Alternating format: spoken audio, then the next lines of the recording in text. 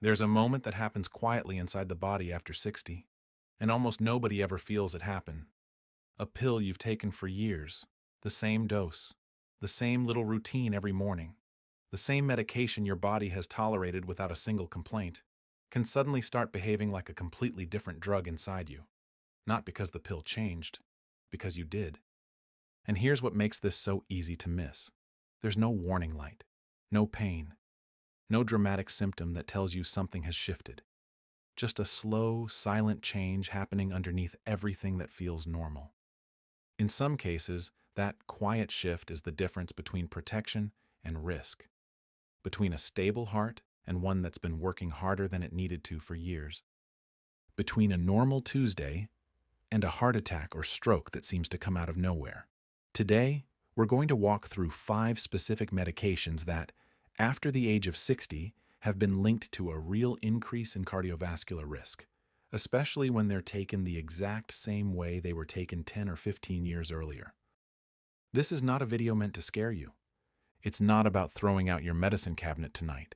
It's about understanding what's actually happening inside your body right now, at this stage of life, so you can ask better questions and make better decisions. One of these 5 medications is taken every single day by millions of people, and almost nobody questions it. Stay with me, because by the end, you'll see your own routine a little differently. To understand why these risks climb after 60, you have to start with something most people are never actually told in a doctor's office. Your body does not process medication the same way it did at 40, or even at 55. As we get older, several systems quietly slow down at once. The liver, which breaks down most medications, becomes less efficient at clearing them. The kidneys, which filter waste and excess substances out of the bloodstream, lose some of their filtering power too. What that means in practical terms is simple but important. Drugs stay in your system longer than they used to, sometimes much longer. And when a medication lingers longer than expected, a completely normal dose can begin acting like a higher one, even though nothing on the label has changed. But that's only half the picture. There's also a shift happening in your blood vessels themselves. Arteries lose some of their natural flexibility. The inner lining of the vessels becomes more reactive, more sensitive to stress. The delicate balance between clotting and bleeding, the system that decides whether your blood forms a clot or flows freely, becomes harder to keep steady. So when a medication interacts with any one of these aging systems, the effect doesn't stay the same size, it gets amplified. And here's where so many people get misled, often without anyone meaning to mislead them. The medication itself usually isn't dangerous in any obvious sense. It may have been completely appropriate when it was first prescribed. It might even still be helping today. But the context around it has changed. And in medicine, context is almost everything.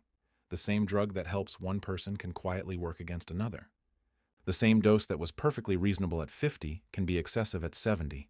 And yet, in real life, prescriptions often get renewed year after year without ever being looked at closely again. Not because any doctor is careless, but because these changes happen so gradually that there's rarely an obvious moment that triggers a second look. Now here's where it becomes more serious. After 60, the baseline risk of cardiovascular events, heart attacks, strokes, naturally rises. That's simply part of aging, and it's well documented.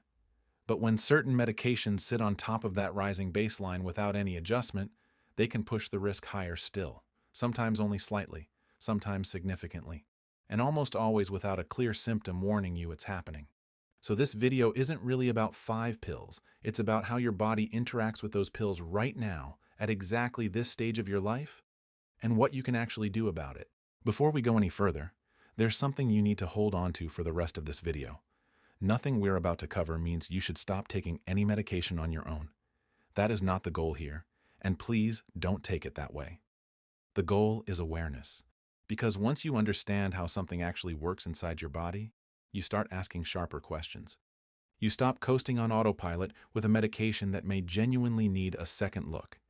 And this is exactly where the first layer of risk begins, because the first 2 medications we're about to talk about are some of the most commonly used substances on the planet, especially past 60.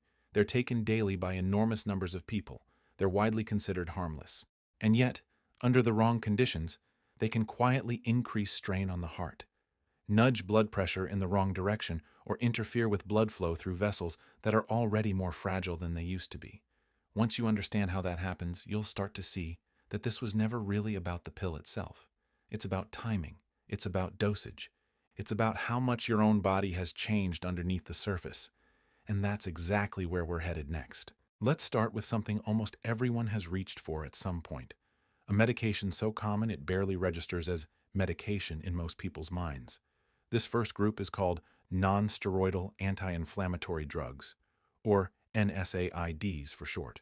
It includes ibuprofen, naproxen, and several prescription-strength anti-inflammatories as well. They're used constantly for joint pain, back pain, arthritis, and the everyday aches that seem to multiply with age. For a lot of people, they feel almost magical in their simplicity. You take one, the pain eases. You move on with your day and forget about it completely. But underneath that simple relief, something more complicated is happening. NSAIDs work by blocking specific enzymes involved in producing inflammation. That's exactly what dulls the pain. The problem is, those same enzymes also play a role in protecting your blood vessels and keeping blood flow steady. After 60, remember, your blood vessels are already a little less flexible than they used to be. The inner lining of your arteries has become more sensitive to stress. So when an NSAID interferes with that natural protective system, it can cause a subtle tightening of the blood vessels, which raises blood pressure. And it doesn't always raise it in a way you'd notice in the moment. At the same time, NSAIDs can change how your kidneys manage fluid. They tend to make the body hold on to more sodium and water than it normally would. That adds extra fluid volume for your heart to push around, on top of the higher blood pressure already happening. Now you've got two things stacking on each other at once: elevated pressure and a heavier fluid load. For a cardiovascular system that's already working harder simply because of age, that combination is far from trivial. Think about Margaret, 68 years old, who started taking ibuprofen for knee pain roughly 4 years ago. 2 tablets most mornings, sometimes a third in the evening if her knee was acting up. It worked, so she never thought twice about it. Her knee felt better, and that was the entire story as far as she was concerned. What she didn't see, what almost nobody sees, was her blood pressure drifting upward over those 4 years, a few points at a time, never dramatic enough on its own to set off alarm bells at a routine checkup. It was only when her doctor finally connected the dots between her daily ibuprofen habit and her steadily climbing readings that anything changed. Have you ever taken something for pain relief for so long that it simply became part of your daily routine, the same way brushing your teeth is? That's exactly how this risk tends to sneak in, not through one dramatic moment, but through years of quiet repetition. There have been large studies pointing to a real association between frequent, long-term NSAID use and a higher risk of heart attack and stroke, particularly in older adults or in anyone who already has other cardiovascular risk factors working against them. And here's where people get misled most often.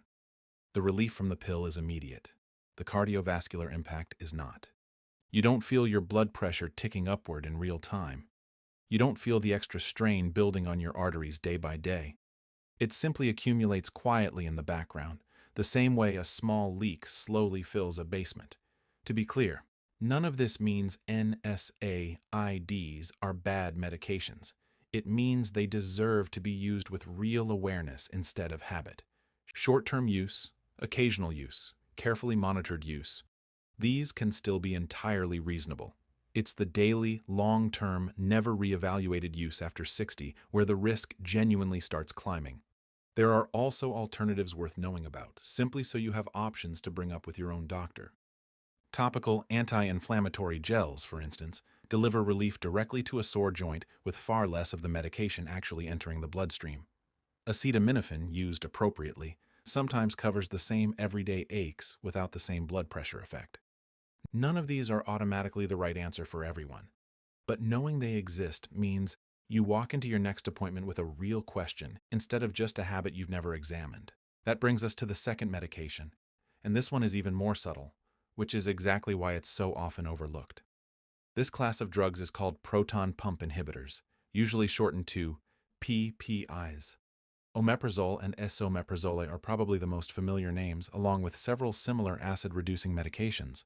They're prescribed constantly for acid reflux, heartburn, and general stomach protection. especially for people who are also taking other medications that can irritate the stomach lining.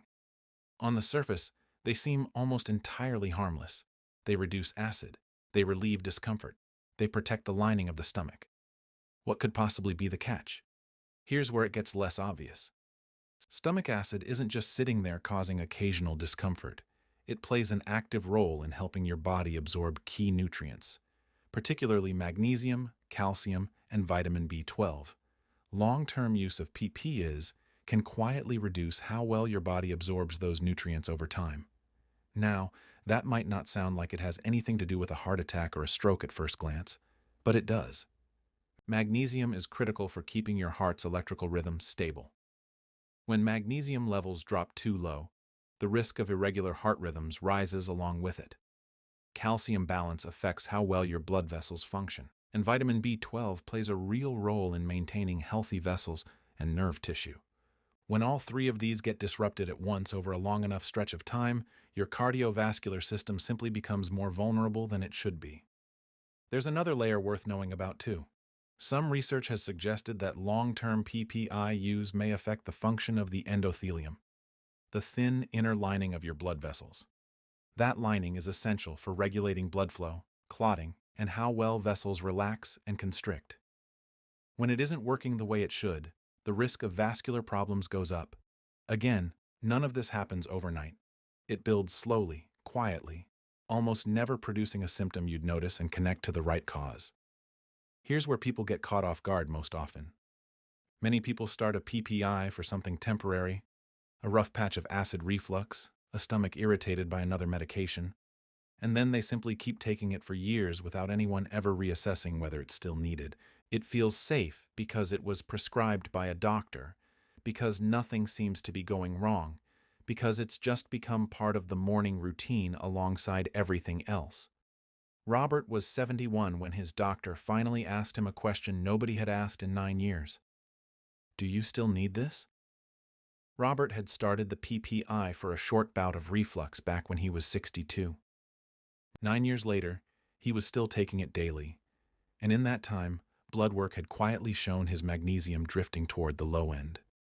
Something nobody had connected to the little white pill he took every morning without fail. This next part might surprise you. The fix here is rarely stop the medication completely overnight. More often, it's adjusting the duration, reassessing whether it's still necessary, or exploring a lower dose or alternative approach. But that conversation only happens when somebody actually asks the question. It's also worth knowing that for some people, simple lifestyle changes, eating smaller meals, avoiding food too close to bedtime, raising the head of the bed slightly, can reduce reflux symptoms enough that a lower dose, or a different approach entirely, becomes realistic. That's not true for everyone, especially those with more serious reflux disease. But it's exactly the kind of option a proper review with your doctor can uncover, instead of simply renewing the same prescription year after year on autopilot. If this is helping you look at your own medicine cabinet a little differently, a quick like genuinely helps more people come across this video. Now let's keep going, because the next 3 are where things get considerably more serious. Now we're shifting from subtle to something far more significant, because the next 2 medications don't just nudge blood pressure or shift nutrient levels around. They interact directly with how your cardiovascular system behaves under stress. And in most cases, the effects build slowly across months or even years, which is exactly why they're missed so often. Let's start with the third medication, a class of drugs commonly prescribed for sleep, anxiety, or simply calming an overactive nervous system. These are benzodiazepines. Diazepam and lorazepam are 2 of the more familiar names alongside several similar medications. They genuinely work. They can ease anxiety quickly. They can help someone finally fall asleep after a string of restless nights. For a lot of people, especially later in life, they start to feel less like a medication and more like a necessary crutch just to get through the day or night. But here's what's happening underneath that calm. Benzodiazepines act on the central nervous system, slowing brain activity down. That's exactly what creates the calming, sedating effect. The trouble is they also slow other systems in the body at the same time, including breathing, reaction time, and coordination.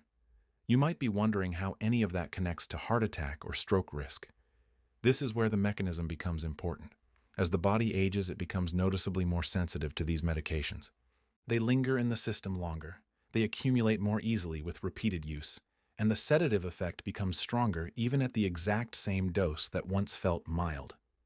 Over time, this often leads to reduced physical activity.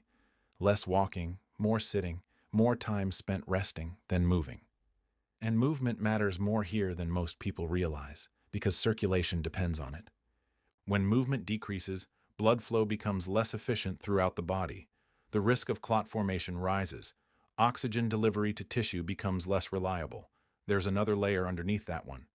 Benzodiazepines can affect breathing patterns during sleep itself, sometimes contributing to shallower breathing or worsening an existing issue like sleep apnea that someone may not even know they have. When oxygen levels dip repeatedly through the night, even slightly, that puts real additional strain on the heart. So now you have a combination quietly stacking up. Reduced circulation, lower oxygen levels overnight, and an aging cardiovascular system that's already more vulnerable than it used to be. None of this feels dramatic from the inside. It feels like fatigue. It feels like slower mornings. It feels like ordinary aging, the kind everybody expects. But underneath that ordinary feeling, the system is working under more stress than it should be. Frank was 74, and he'd been taking a small dose of lorazepam most nights for almost 6 years, ever since a stretch of insomnia following his retirement. He didn't think of himself as someone on medication at all. It was just the thing that helped him sleep. What he didn't notice was how much less he'd been walking, how much more tired his afternoons had become, how often he caught himself dozing in his chair by early evening. None of it seemed connected to a small white pill he took at bedtime. To him, it just felt like getting older. Have you noticed changes like that in yourself or in someone close to you? Changes so gradual they just seem to blend into normal aging? That's often exactly how this particular risk hides in plain sight. Here's something important that rarely gets said out loud. The risk isn't really from taking the medication itself. It's from taking it continuously, year after year, without any reassessment as the body underneath keeps changing. And here's an important caution worth repeating, because it matters specifically for this category. Benzodiazepines are not medications anyone should stop abruptly on their own, even after reading something like this. The body adapts to them over time, and stopping suddenly can cause its own serious complications. If a reassessment ever does happen, it almost always involves a slow, supervised taper guided by a doctor, which is exactly why that conversation needs to start with a professional, not with a decision made alone at home. And that brings us to the fourth medication, which is complicated for a slightly different reason. Not because of what it does on its own necessarily, but because of how it interacts with everything else already in your system. This category includes certain decongestants and stimulant-like cold medications, most notably anything containing pseudoephedrine, along with a number of combination cold and flu products.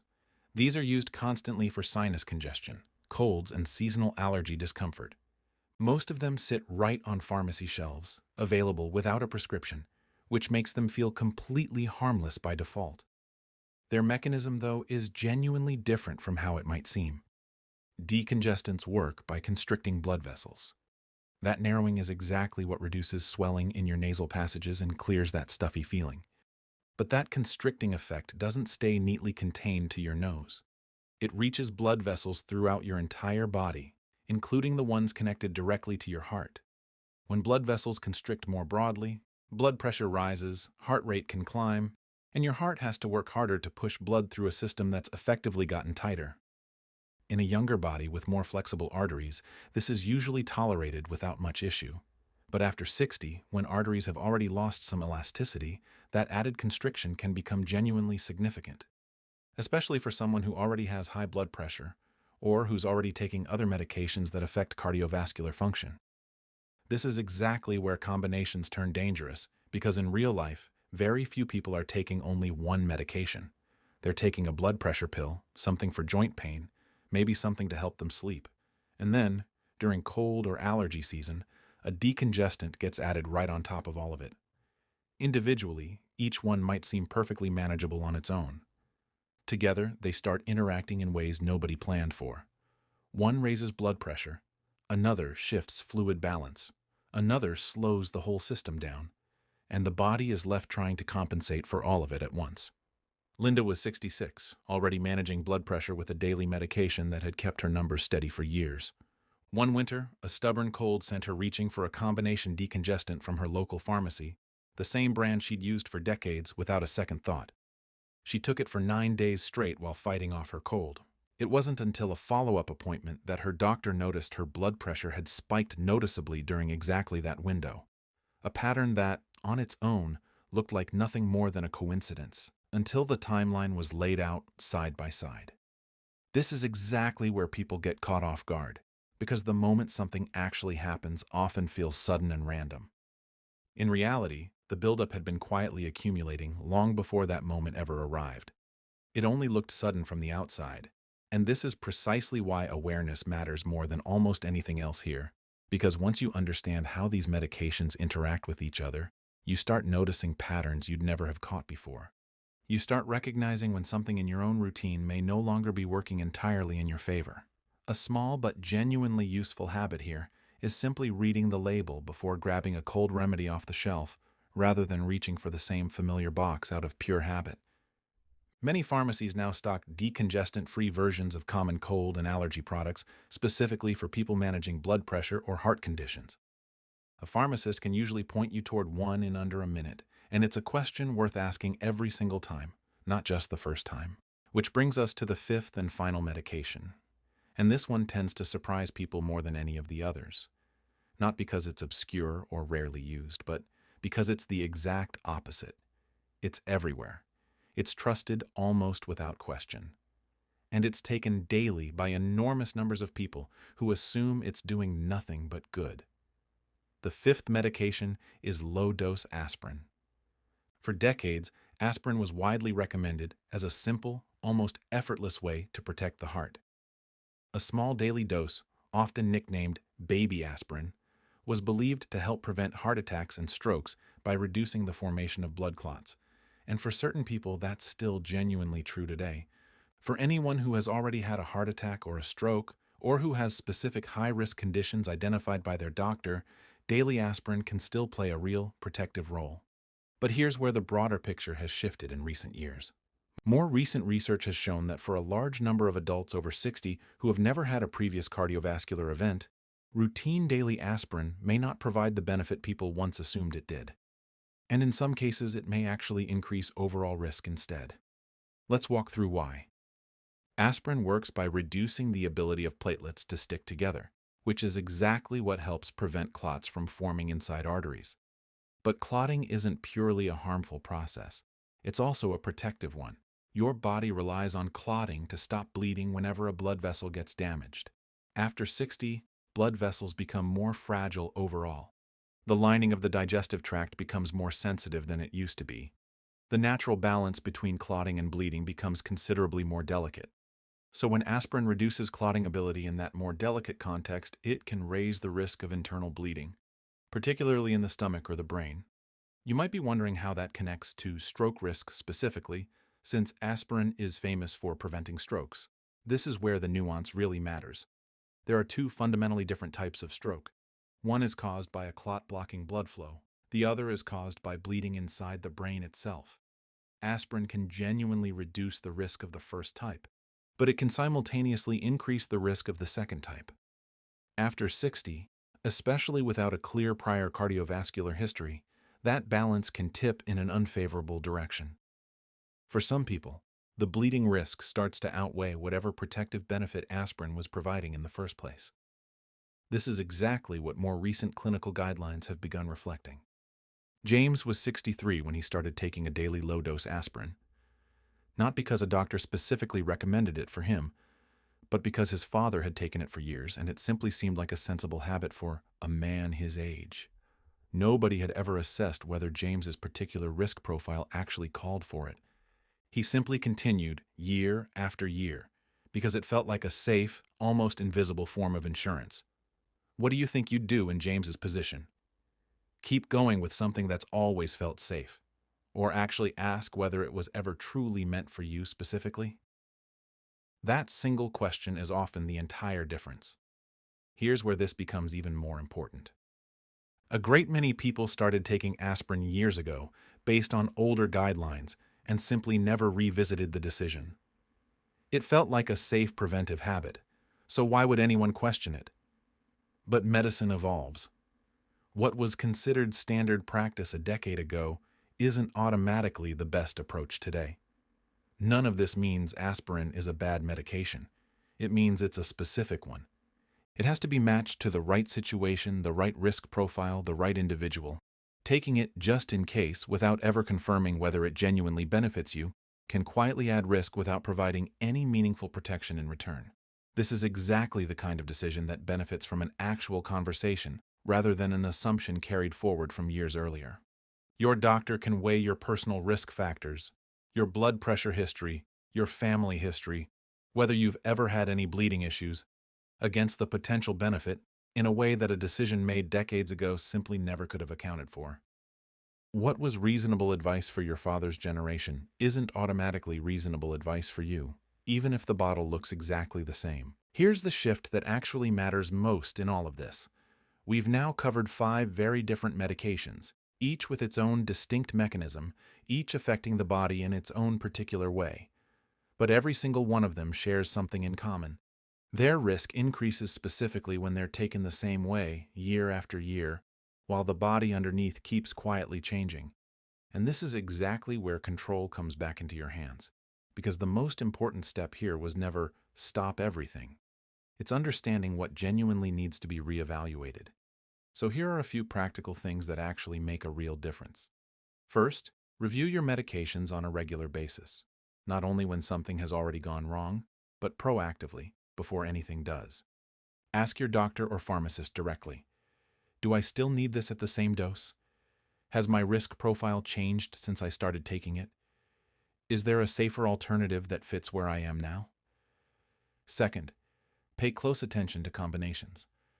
So much of the risk we've talked about today doesn't come from a single medication in isolation. It comes from how multiple medications interact with each other, including over-the-counter products, including things you only take occasionally. Everything counts toward the total picture. Third, watch for subtle signals rather than waiting for dramatic ones. Increased fatigue that doesn't quite make sense. A sense that your energy runs out faster than it used to. Lightheadedness when you stand up. Shortness of breath during activities that used to feel effortless. Changes in your sleep quality. None of these are necessarily emergencies, but they're often early indicators that something in your system needs a closer look. And finally, understand that your body simply isn't static. What worked beautifully 10 years ago may not be the ideal fit today, and that's not a failure on anyone's part. It's simply part of how a body evolves over time. Some of you watching right now have probably felt 1 or 2 of these exact signals already without ever connecting them back to something sitting in your medicine cabinet. Where are you watching from? Drop it in the comments below. I'd genuinely like to know how many of you recognize something in today's video. If there's one single thing worth carrying away from everything we've covered today, it's this. The real risk has never really been the medication itself. It's continuing to take it the exact same way while your body quietly stops being the same body it once was. After 60, you're not simply living in an older version of the same system you had at 40. It functions differently. It processes substances differently. It responds to stress differently. And most importantly, it tolerates imbalance far less easily than it once did. That means even small mismatches, small excesses, small unplanned interactions can carry a noticeably larger impact than they would have a couple of decades earlier. This is exactly where many people fall into a pattern without ever realizing it. They keep doing what has always worked. They trust what was once prescribed and never look back. They follow the same routine, day after day, year after year, without recognizing that the surrounding context has quietly shifted underneath them. And to be clear, this was never about anyone doing something wrong. It's about something that was simply never explained clearly in the first place. There's a concept in medicine that doesn't get talked about nearly enough outside of clinical settings. Not everything that's already started needs to keep going exactly as it began. Sometimes a treatment needs to be adjusted. Sometimes it needs to be reduced. Sometimes it genuinely needs to be reconsidered entirely. And that ongoing process of reassessment matters just as much as the original decision to start treatment in the first place. This is where the whole topic becomes empowering instead of frightening, once you really see it clearly. You stop viewing medications as fixed, permanent fixtures of your life, and you start seeing them instead as tools that need to be used at the right time, in the right way, for the particular stage of life you're actually in right now. When that alignment is right, medications can be enormously helpful. When that alignment drifts even slightly out of place, that's exactly where risk quietly starts to build. Think back across the 5 we discussed today. Pain relievers like NSAIDs, genuinely helpful for easing inflammation, but capable of raising blood pressure and fluid retention with long-term daily use.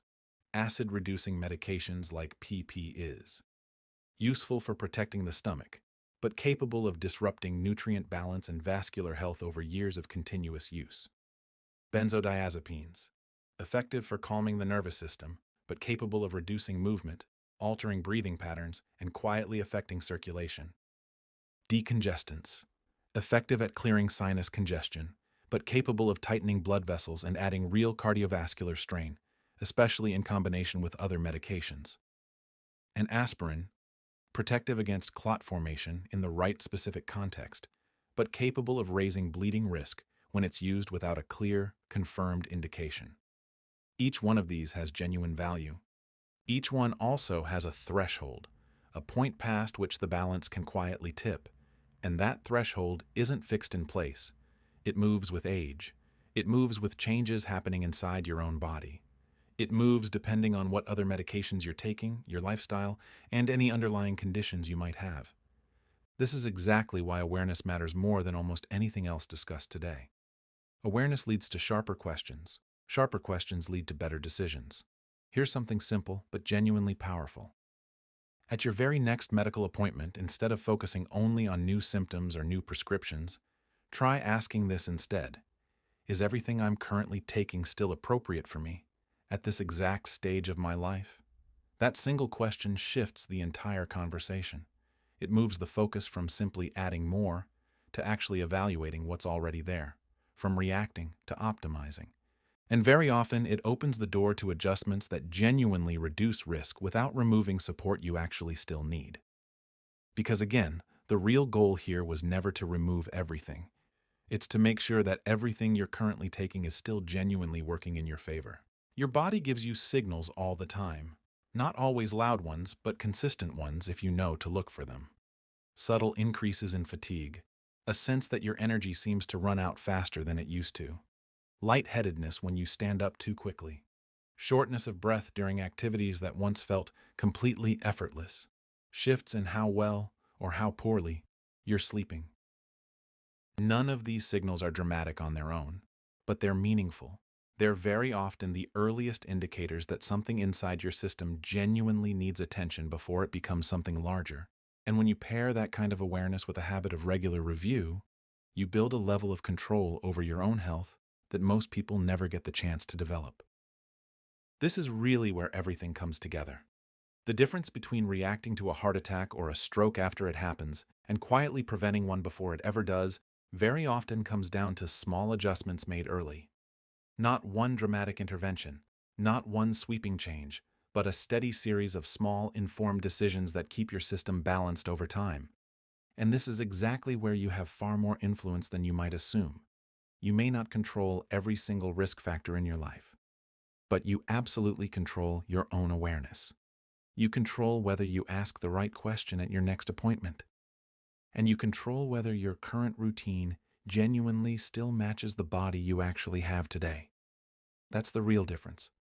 Not fear, not avoidance, simply alignment between what you're taking and who you actually are right now. If this gave you a clearer way of looking at something sitting quietly in your own medicine cabinet, or if you found yourself recognizing even one of these 5 patterns in your own life or in someone close to you, then this channel was genuinely built with you in mind. My name is Dr. David Aid, and here on this channel, we break down the everyday health decisions that almost nobody ever properly explains. Not with fear, not with exaggeration, just with clear, practical understanding of how the body actually works and what genuinely makes a difference over time. If today's breakdown helped you see something more clearly, subscribing means you won't miss the next one. And if there's someone in your life, a parent, a neighbor, an old friend, who's been taking the same medication the same way for years without ever questioning it, consider sending this to them. Sometimes the most meaningful change in someone's health starts with nothing more than a simple, well-timed question.